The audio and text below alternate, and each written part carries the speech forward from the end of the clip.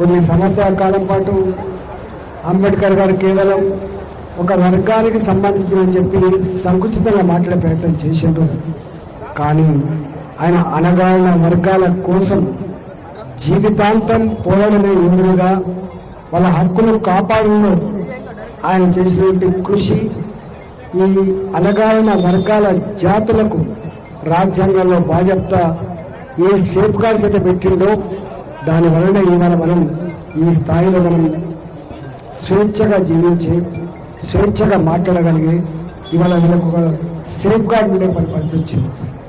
మీ అందరికీ నేను ఒకటే విజ్ఞప్తి చేస్తున్నాం, కొద్దిమంది మాత్రమే మరణించి కూడా జీవిస్తారు. మరణించి ప్రజల హృదయాల్లో చిరస్థాయిగా నిలిచిన మహనీయుడు ఇలా అంబేద్కర్ గారు మాత్రమే. ప్రపంచం మొత్తములో ఇన్ని విగ్రహాలు